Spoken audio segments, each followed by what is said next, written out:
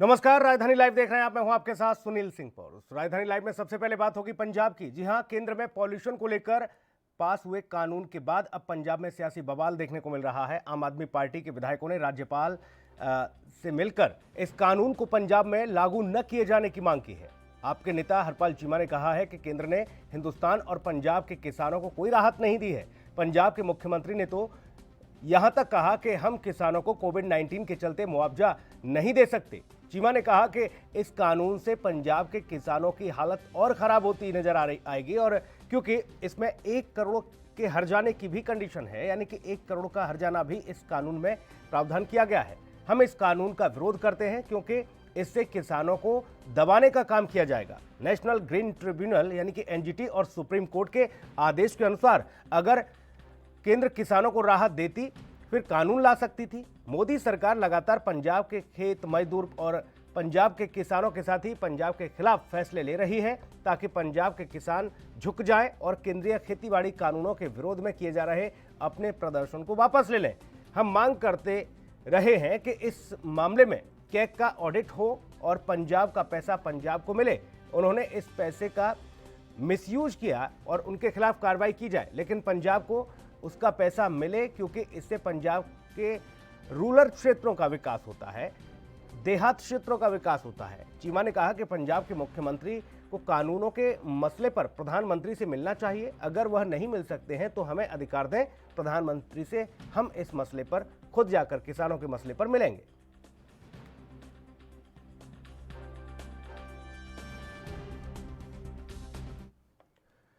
चंडीगढ़ लिए चलेंगे विनीत कपूर, हमारे सहयोगी तमाम अपडेट के साथ मौजूद हैं। विनीत, कृषि कानूनों का तो लगातार विरोध हो रहा है, लेकिन अब एक और जो पॉल्यूशन कानून आया उसका भी विरोध।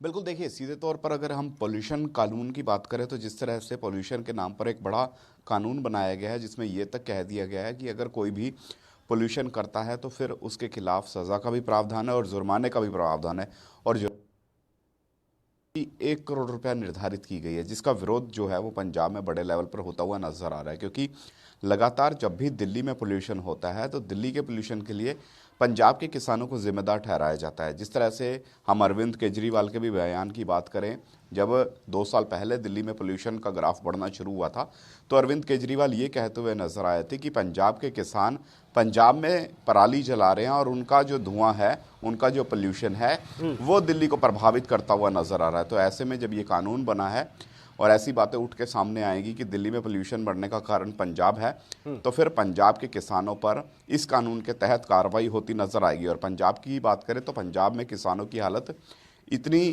खराब हो चुकी है कि उनकी ज़मीनों की जो कीमत है 15 से 20 लाख रुपए या फिर 30 लाख रुपए प्रति एकड़ रह चुकी है। तो ऐसे में 1 करोड़ रुपए की राशि ये किसान हर्जाने के रूप में कहाँ से देंगे? इसी वजह से इस कानून का विरोध होता हुआ नजर आ रहा है। इसके अलावा रूरल डेवलपमेंट फीस की बात करें तो रूरल डेवलपमेंट का फंड जो केंद्र से पंजाब को मिलता था तकरीबन 1750 करोड़ रुपए, उस पर भी पाबंदी लग चुकी है। क्योंकि केंद्र की तरफ से ये कहा गया है कि प्रदेश सरकार को जो ये ग्रामीण क्षेत्रों के विकास के लिए फंड दिया गया था, इसका मिसयूज़ हुआ, इसको दूसरी जगह इस्तेमाल किया गया, जिसकी वजह से अभी ये पैसा रिलीज़ नहीं किया जा सकता जब तक पिछले पैसे का हिसाब नहीं मिलेगा। तो ऐसे में रूरल डेवलपमेंट भी रुक गई और साथ साथ एक नया कानून भी आ गया। इसी वजह से इसका विरोध होता हुआ नज़र आ रहा है, क्योंकि सीधे तौर पर यहाँ पर विरोधी पार्टियाँ जो हैं वो ये बात कहती हुई नज़र आ रही है कि इस तरह के कदम उठाकर पंजाब के किसानों का दबाने का काम केंद्र की मोदी सरकार करती हुई नज़र आ रही है, ताकि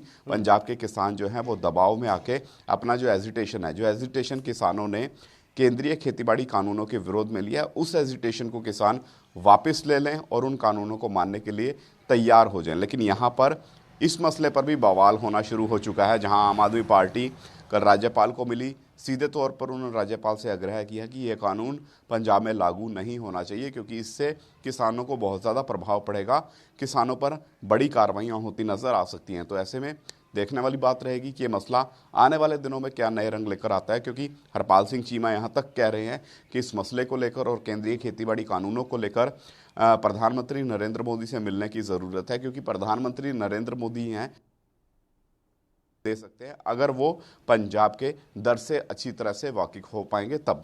जी। सीधे तौर पर कैप्टन सरकार को घेरने की कोशिश की गई है आम आदमी पार्टी के द्वारा। राज्यपाल से मिलकर तो अपील की गई कि इन कानूनों को प्रदेश में लागू न किया जाए। इसके साथ ही पंजाब सरकार के तमाम कथनी और करनी पर भी सवाल उठाए गए हैं और ये कहा गया है कि अगर आप नहीं मिल सकते कैप्टन साहब प्रधानमंत्री से तो हम मिलेंगे, जाकर हम जाएंगे किसान की बात रखने के लिए।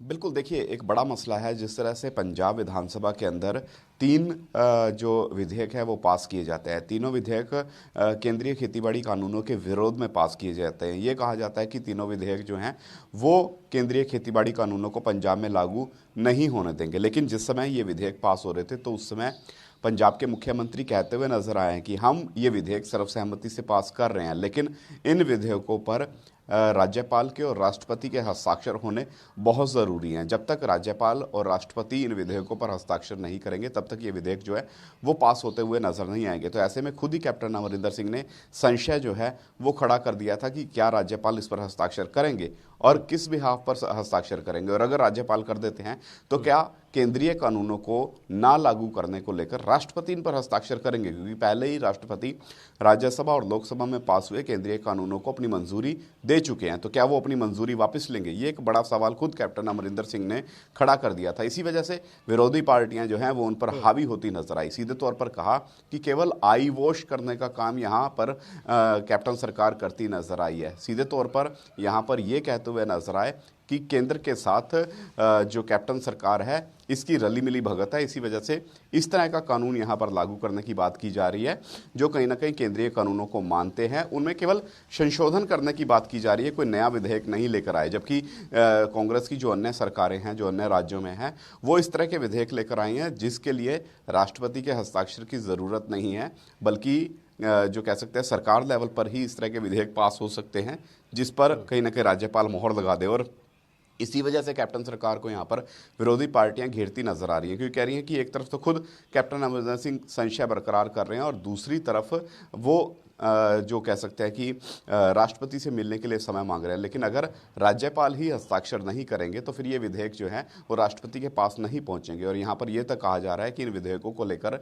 जो कैप्टन सरकार है इनको सीधे तौर पर प्रधानमंत्री से मिलना चाहिए, उनके सामने बताना चाहिए कि पंजाब का दर्द क्या है, किस हद तक पंजाब के किसान जो है वो इन खेतीबाड़ी कानूनों से प्रभावित होते हुए नजर आएंगे, और उसके बाद अब जो ये पोल्यूशन कानून है इसका किसानों पर क्या प्रभाव पड़ेगा। तो यहाँ पर दबाव बनाया जा रहा है कि प्रधानमंत्री नरेंद्र मोदी से समय लो। और आम आदमी पार्टी तो ये तक कह चुकी है कि अगर कैप्टन सरकार सीधे तौर पर प्रधानमंत्री नरेंद्र मोदी से नहीं मिलना चाहती तो फिर वो आम आदमी पार्टी को अधिकार दें, ताकि किसानों के हकों की बात करने के लिए आम आदमी पार्टी जो है वो प्रधानमंत्री से मुलाकात करे और उन्हें पंजाब का दर्द बता सके, उन्हें किसानों की प्रधानमंत्री नरेंद्र मोदी जो हैं वो किसानों की समस्या के अनुरूप आने वाले दिनों में फैसले ले सके। क्योंकि इस वक्त जो फैसले लिए जा रहे हैं वो किसानों को सीधे तौर पर बदहाली के रास्ते पर अग्रसर करेंगे। और पहले ही पंजाब का किसान जो है कर्जे के बोझ तले दबा हुआ है, पहले ही पंजाब का किसान जो है वो सुसाइड कर रहा है, और ऐसे में ये कानून उसकी समस्याओं को और ज़्यादा बढ़ाते हुए नजर आ रहे हैं। जी, क्या विनीत कोई विकल्प नहीं पराली जलाने के अलावा? क्योंकि धान की फसल तो बोनी है पंजाब को, लेकिन पराली को जलाने के अलावा कोई दूसरा विकल्प ताकि पंजाब भी उससे सुरक्षित रहे, पंजाब के साथ साथ बाकी जो अन्य राज्य हैं वो भी सुरक्षित रहे प्रदूषण के मामले में?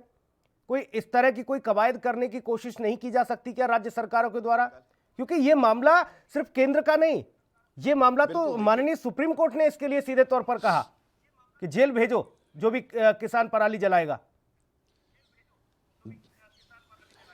देखिए विकल्प है, विकल्प ये है कि अगर केंद्र सरकार या फिर जो राज्य सरकारें हैं वो किसानों की मदद करती हैं पराली के निपटान को लेकर, तो फिर इसका विकल्प निकल सकता है। क्योंकि यहाँ पर किसान जो है वो मुआवजा मांग रहा है, क्योंकि पहले ही किसान ये कहता है कि उनकी फसलें जो है जो वो उगाते हैं उस फसलों में उनको कुछ बचता हुआ नज़र नहीं आता, मुनाफे का सौदा अब कृषि नहीं रही। तो ऐसे में वो यही कहते हैं कि किसानों को मुआवजा दिया जाए। पिछली बार कैप्टन सरकार जो है वो पराली के निपटान को लेकर किसानों को मुआवजा देती नजर आई थी। इसके अलावा कुछ मशीनरी हैं, जिस तरह से हैप्पी सीडर्स की बात करें, अगर ये किसानों को सब्सिडी पर और कम कीमतों पर उपलब्ध कराए जाते हैं तो फिर विकल्प निकलता हुआ नजर आता है। इसके अलावा खुद जो कैप्टन सरकार है वो ये कहते हुए नजर आई थी कि हम विकल्प तलाश रहे हैं कि पराली से एथेनॉल बनाया जा सके, इस तरह के प्रोजेक्ट जो हैं वो निजी कंपनियां पंजाब में लगाने की इच्छुक है। तो ऐसे में अगर ये प्रोजेक्ट लगते हैं तो फिर पराली का निपटान अपने आप हो जाएगा। इसके अलावा किसानों को जागरूक करने की भी ज़रूरत है कि अगर वो पराली जलाते हैं तो पराली जलाने से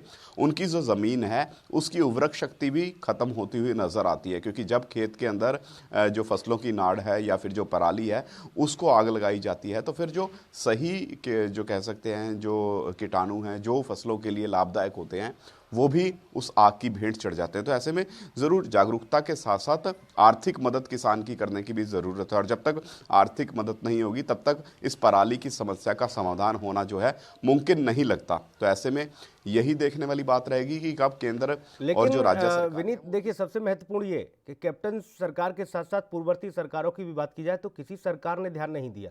पंजाब के अंदर, राजस्थान में भी माफ कीजिएगा, हरियाणा में भी वही स्थिति देखने को मिली। हरियाणा में भी लगातार यही आलम है। खट्टर सरकार के अलावा बाकी हुड्डा सरकार भी रही, लेकिन ये समस्या लंबे समय की है। अब धीरे धीरे ये जो पॉल्यूशन का गुब्बार है ये साल दर साल बढ़ता जा रहा है, लेकिन इसका जो विकल्प था, इसकी जो पहले से ही इसकी नब्ज को पकड़कर इस तरह की स्थिति को भांप लेना चाहिए था और पूर्ववर्ती सरकारों को भी ध्यान देना चाहिए था, लेकिन उनका दंश अब बाकी लोग झेल रहे हैं। बिल्कुल, कहीं ना कहीं देखिए पराली एक बड़ी समस्या है, और अगर हम इन महीनों की बात करें, जिस तरह से अक्टूबर की बात करें, नवंबर की बात करें या दिसंबर की बात करें, तो ये 3 माह ऐसे होते हैं जिसमें पोल्यूशन का ग्राफ जो है वो अपने चरम पर होता है। क्योंकि एक तो त्योहारों का सीज़न है, तो इस त्योहारों के सीज़न में बाज़ारों में रौनकें लगी रहती हैं। 2 पहिया 4 पहिया वाहन जो हैं वो धड़ाधड़ बाज़ारों में भागते हुए नज़र आते हैं। इसी तरह से अगर हम इंडस्ट्री की बात करें तो वहाँ पर प्रोडक्शन जो है वो पहले से ज़्यादा बढ़ जाती है, क्योंकि इस समय डिमांड जो है वो पहले से ज़्यादा होती है। इसके अलावा अगर हम बात करें तो इसी सीज़न में जो कह सकते हैं चावल की कटाई है उसका सिलसिला शुरू हो चुका होता है। तो ऐसे में धान की जब फसल की कटाई होती है, पराली बचती है या फिर फसल अवशेष बचते हैं, तो कई बार किसान जो है वो उसको खेत में ही जलाते हुए नजर आता है। विरोध स्वरूप भी कई बार किसान जो है वो इस तरह का काम करते नजर आता है, क्योंकि सरकारों से लगातार किसान जो है वो इस बात की मांग करते नजर आए हैं कि उनको मुआवजा दिया जाए। 100 रुपये प्रति एकड़ के हिसाब से भी अगर किसान को मुआवजा सरकार देती हुई नजर आती है तो किसान जो है वो इस दिशा में विचार कर सकता है। हालांकि पिछली टर्म में जब पिछले साल पराली का इशू उठा था तो एनजीटी और सुप्रीम कोर्ट की गाइडलाइंस के मुताबिक, उनके निर्देशों के मुताबिक जो प्रदेश सरकार है वो किसानों को मुआवजा देती नजर आई थी, ताकि जो पराली का निपटान सही ढंग से हो सके। इसके अलावा पिछले साल ये तक कह दिया गया था कि हम एथेनॉल के प्रोजेक्ट लगाएंगे, हम और कई चीज़ें लगाएंगे, लेकिन अब कोविड-19 का हवाला देते हुए जो प्रदेश सरकार है वो अपने सभी वादों से पल्ला झाड़ती नजर आ रही है। अपनी पिछली सभी जो स्टेटमेंट्स है उससे पल्ला झाड़ती नजर आ रही है, और सीधे तौर पर कह रही है कि कोविड-19 के चलते पहले ही प्रदेश के हालात ठीक नहीं है, तो ऐसे में किसानों को कोई बड़ी राहत फिलहाल सरकार नहीं दे सकती है। इसी वजह से कहीं ना कहीं विरोध किसानों का और भी बढ़ता हुआ नजर आया, और कहीं ना कहीं पराली जो है वो बड़े लेवल पर खेतों में जलती हुई नजर आई। लेकिन इसका विकल्प तो निकालना पड़ेगा, क्योंकि इससे पोल्यूशन, क्योंकि ना केवल दिल्ली की बात करें या आसपास के प्रदेशों की बात करें, बल्कि जिस किसान के खेत में ये पराली जल रही होती है उसके अपने शरीर को भी इसका नुकसान होता है, उसका अपना परिवार जो है उसके शरीर को भी कहीं ना कहीं नुकसान होता है। तो ऐसे में किसानों को एक तरफ जहां जागरूक करना होगा, वहीं उनकी आर्थिक मदद के साथ साथ कुछ इस तरह के इंतजाम केंद्र और प्रदेश सरकार को भी करने होंगे कि पराली की समस्या का निपटान सही ढंग से हो सके और पोल्यूशन का ग्राफ जो है वो कुछ कम हो सके। जी बिल्कुल विनीत, और देखिए पॉल्यूशन को लेकर लगातार जिक्र हो रहा है। हमने पंजाब की स्थिति को आपने बेहतर तरीके से बताया, और ये भी बताया कि विकल्प अगर सरकारें तलाशें तो ऐसी कोई बड़ी समस्या नहीं जिसका समाधान नहीं हो सकता, लेकिन सरकारों के उदासीन रवैये के चलते कहीं ना कहीं इसका दंश जो है आम जनता को झेलना पड़ रहा है और बाकी किसानों को झेलना पड़ रहा है। 1 करोड़ का हर्जाना उसमें लगेगा तो किसान तो वैसे ही मौत को गले लगाएगा। आखिर करे तो करे क्या किसान? तमाम सारी अव्यवस्थाओं से जूझ रहा है देश का अन्नदाता, लेकिन सीधे तौर पर सिर्फ और सिर्फ उसी पर कुठाराघात, बाकी सरकारों की तरफ कुछ नहीं।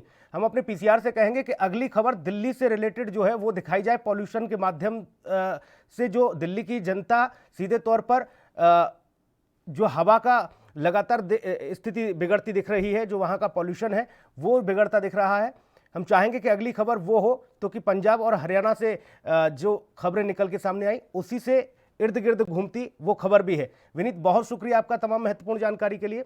अगली खबर का रुख करेंगे। जी हां, दिल्ली से खबर, पराली के धुएं और हवा की गति कम होने के चलते राजधानी दिल्ली में प्रदूषण का स्तर जो है वो बहुत बढ़ चुका है। आपको बता दें कि वायुमंडल में प्रदूषणों के बढ़ने के साथ ही राष्ट्रीय राजधानी में वायु की गुणवत्ता बिगड़ती जा रही है। केंद्र के वायु चेतावनी व्यवस्था के अनुसार पंजाब, हरियाणा और उत्तर प्रदेश समेत पड़ोसी राज्यों में पराली जलाने की करीब 3000 घटनाओं से सीधा दिल्ली पर असर पड़ रहा है। एनसीआर समेत उत्तर पश्चिम भारत की हवा बेहद खराब हो चुकी है। लोगों को सांस लेने में तकलीफ हो रही है। ये खबर सीधे तौर पर दिखाती है कि देखिए दिल्ली की स्थिति क्या है। ये आज की तस्वीरें दिल्ली की, सुबह सुबह के हालात देखिए किस तरह के हैं। दिल्ली के पॉल्यूशन का स्तर बेहद खराब हो चुका है। दिल्ली में सांस लेने में भी लोगों को तकलीफें हो रही हैं और सीधे तौर पर यह कहा जा रहा है स्वास्थ्य विभाग की ओर से और तमाम जो नियंत्रण बोर्ड हैं उनकी ओर से कि आप बेवजह घर से मत निकलिए। आप सुबह जो मॉर्निंग वॉक पर जाते हैं उसको किनारे करिए, उसको अवॉइड करिए। आप शाम को भी घर से मत निकलिए, क्योंकि दिल्ली में जो अभी वायु प्रदूषण का लेवल है वो बेहद खतरनाक स्तर पर जा चुका है।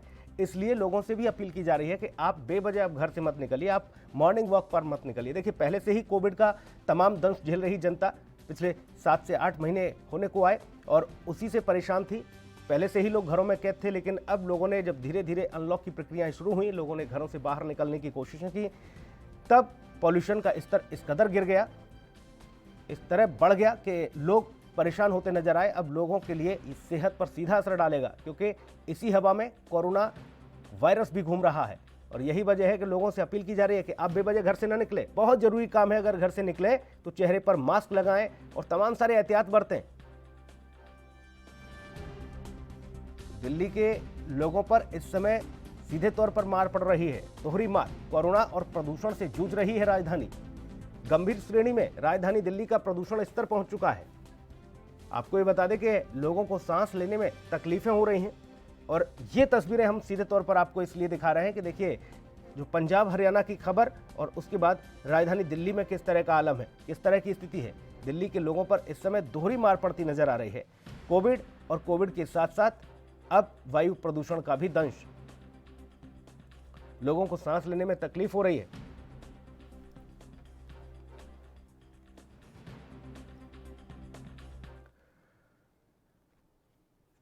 और चलिए अगली खबर का रुख करेंगे। अब बात होगी छत्तीसगढ़ की। छत्तीसगढ़ की राजधानी रायपुर के आप ये बताते चले कि ड्रग्स पैडलर के मामले में पुलिस ने कांग्रेस नेत्री, बिल्डर, कैफे संचालक की गिरफ्तारी के बाद जो खुलासे हो रहे हैं वो बेहद चौंकाने वाले हैं। रायपुर के ड्रग्स पैडलर्स के तार नाइजीरिया तक पहुंच चुके हैं। पुलिस ने एक नाइजीरियन को गिरफ्तार किया है। नाइजीरियन गैंग के सदस्य देश के अलग अलग राज्यों में भी मादक पदार्थ सप्लाई करते थे। गिरफ्तार विदेशी आरोपी से इस काले कारोबार से जुड़े उसके साथी और अन्य लोगों के संबंध में भी लगातार पूछताछ की जा रही है। अब ये ड्रग्स का खेल बड़ा होता जा रहा है। नाइजीरिया तक पहुंच चुके हैं ड्रग्स के तार।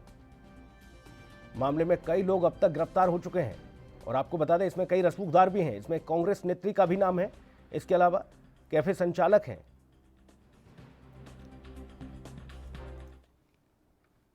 रायपुर लिए चलेंगे, पवन ठाकुर हमारे सहयोगी ज्यादा जानकारी के साथ मौजूद हैं। पवन, ड्रग्स के जो तार हैं वो नाइजीरिया तक पहुंच चुके हैं। राजधानी में किस तरह से ये मकड़जाल फैला हुआ है मादक पदार्थों का?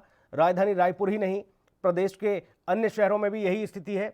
अब किस तरह से और जांच पड़ताल तेज की जा रही है क्राइम ब्रांच के द्वारा, पुलिस के द्वारा, और क्या इस पूरे मामले में ताजा अपडेट आपके पास? जी सुनील जी, बिल्कुल हम बताते कि 30 को महिला पुलिस और तपास को युवक टोकन देखते हुए मिलते हैं पुलिस को, जिसका गिरफ्तारी कर पुलिस दर बदर इस मामले में जांच शुरू करती है अपनी। उसमें कई अहम बड़े खुलासे होते हैं उस पूछताछ में। बड़े होटलों में, क्लबों में जो टोकन पहुंचाते हैं तो वहाँ पे उनका जांच शुरू होता है। और सबसे अहम बात यह है कि जो ड्रग सप्लायर थे वो जितने अभी तक गिरफ्तार हुए सारे ड्रग्स पैडलर है। इसमें कोई ऐसा बड़ा चेहरा अब तक नहीं आया, सिर्फ एक नाइजीरियन के अलावा।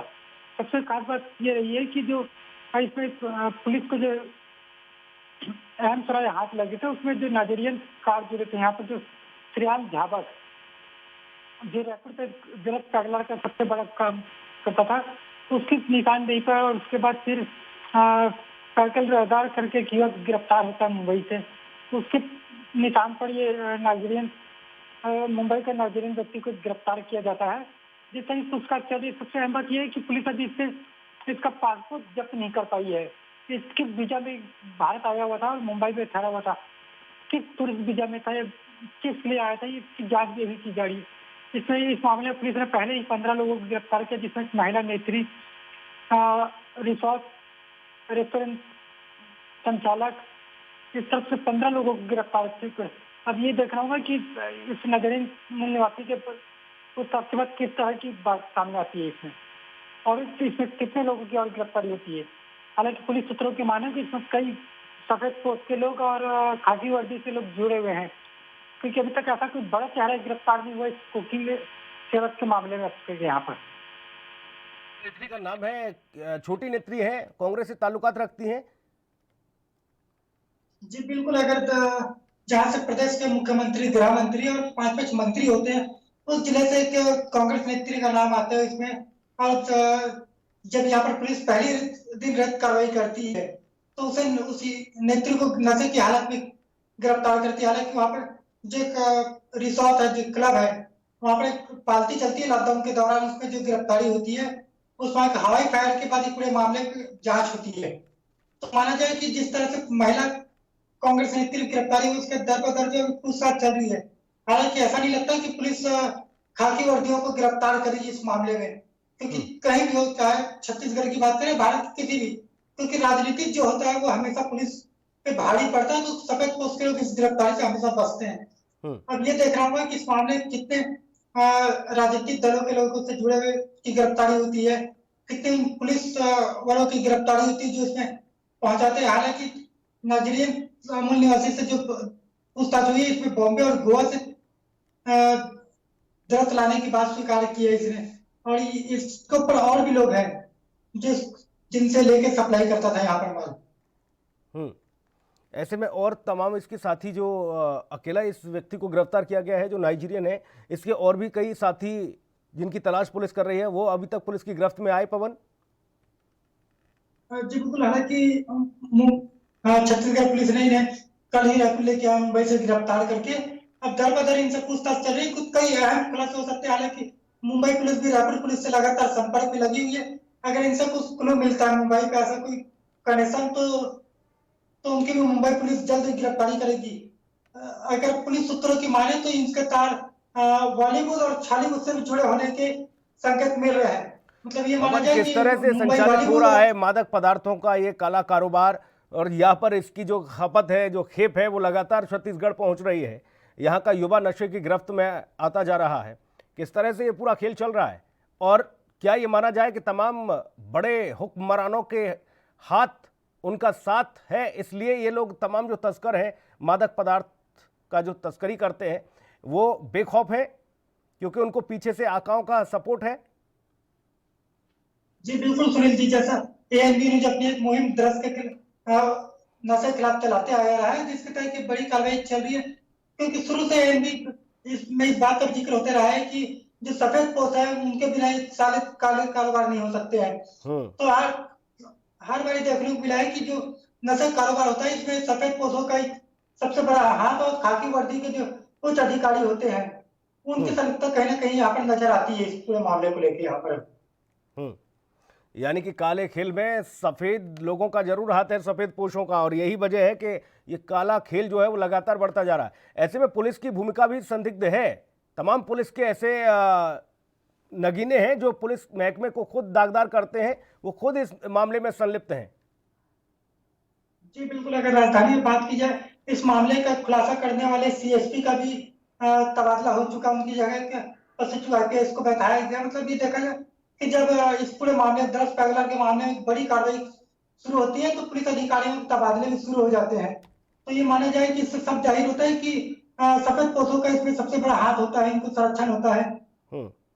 सफेद पोस्ट के साथ वो खाकी वर्दी भी इसमें इन्वॉल्व होती है, क्योंकि इस मामले में एक रेलवे आरपीएफ का जवान भी गिरफ्तार होता है, जो मुंबई से ट्रेन के माध्यम से ड्रग्स लाने में इनकी मदद भी करता था।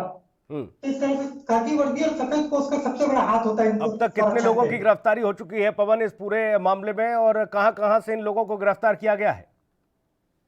जी बिल्कुल, नाइजीरिया निवासी को मिलाकर रायपुर पे कुल 16 लोगों की गिरफ्तारी हुई। इसमें दुर्ग, रायपुर, बिलासपुर जैसे बड़े शहरों से गिरफ्तारी होती है। इसमें सबसे बड़ी बात है कि और लड़की गिरफ्तार होती है इस मामले में, जो एक मुंबई में मॉडल और डीजे रहती है। वो कई बड़े प्रोग्राम करती है, जो वो मॉडलिंग के लिए जहाँ भी जाती थी और डीजे, तो यहाँ पर वो युवाओं को इस पर जानकारी देती थी और युवाओं को इस नशे की गिरफ्त में लेती थी।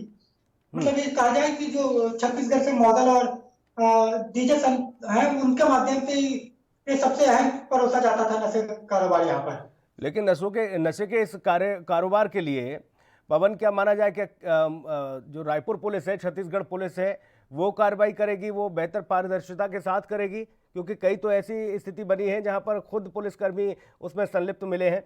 तो ऐसे में जरूरी नहीं कि एनआईए इस पूरे मामले की जांच करे, ड्रग्स के मामले की, ताकि छत्तीसगढ़ से इस पूरे नशे के मकड़जाल को उखाड़ के फेंका जा सके? जी बिल्कुल सुनील जी, ऐसा ही लगता है कि यहाँ पर एनसीबी की जरूरत पड़ेगी, क्योंकि जिस तरह से रायपुर पुलिस लगातार ड्रग्स के मामले में कार्रवाई कर रही है, क्लू मिलने के बाद मुंबई जाता नाइजीरियन मूल निवासी को गिरफ्तार करती है घेरेबंदी करके। हालांकि वहां पर से भागने की कोशिश किया, लेकिन पुलिस ने उसे चारों तरफ से घेरेबंदी करके और दौड़ा के पकड़ा है। क्योंकि रायपुर पुलिस इस मामले में भी लगातार कार्रवाई करता है और रायपुर पुलिस ने भी मुहिम चला चुका है, नशा मुक्त रायपुर। चलिए, बहुत धन्यवाद आपका तमाम अपडेट के साथ जानकारी के लिए, बहुत धन्यवाद। तो ड्रग्स के मामले में हुए बड़े खुलासे में नाइजीरिया तक पहुंच चुके हैं ड्रग्स के तार। हालांकि ज़रूरत है कि इस मामले में पारदर्शिता के साथ कार्रवाई की जाए, ताकि ड्रग्स के इस मकड़जाल को छत्तीसगढ़ से उखाड़ के फेंका जा सके। इस पूरे मामले में अगर बात की जाए तो आपको ये बता दें कि नाइजीरियन को भी गिरफ्तार किया गया है।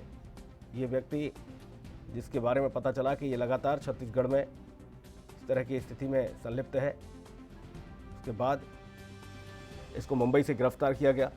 इसके अन्य साथियों की भी तलाश की जा रही है। नाइजीरिया तक पहुंच चुके हैं ड्रग्स के मामले के तार।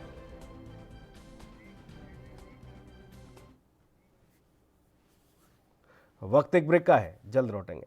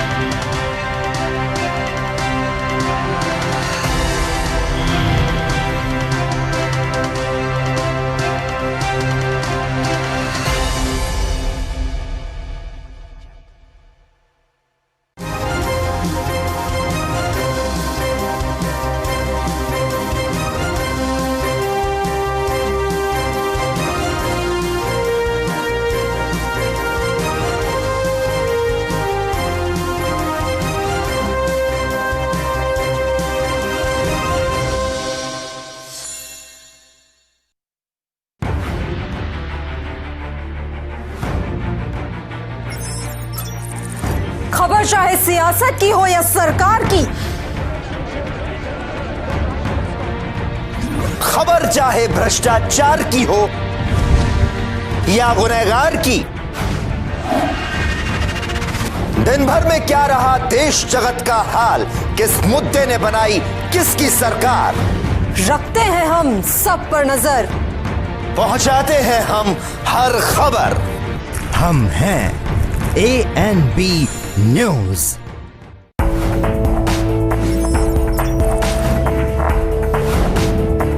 कम ब्रेक और ज्यादा खबरों के साथ देखिए ANB news in channel number पर।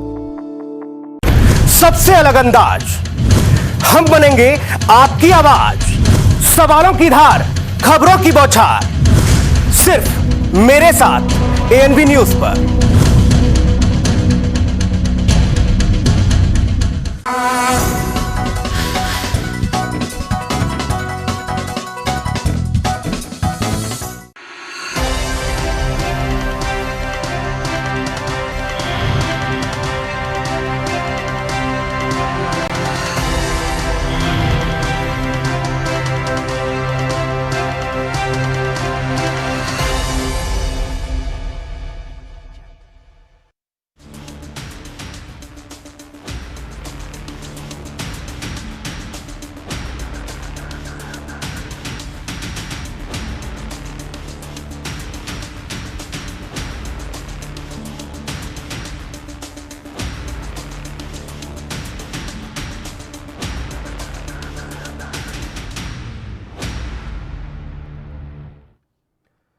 ब्रेक के बाद स्वागत है आपका राजधानी लाइव में। बात होगी मध्य प्रदेश की। जी हां, चुनावों के बीच, उपचुनावों के बीच घोटाले की भी खबर आती नजर आ रही है। टीकमगढ़ से खबर है, जहां पर जिले की जनपद पंचायत पृथ्वीपुर में करोड़ों का घोटाला सामने आया और पृथ्वीपुर की पंचायतों में होने वाले मजदूरों से कार्य जो है वो मशीनों से करवा लिए जाते हैं।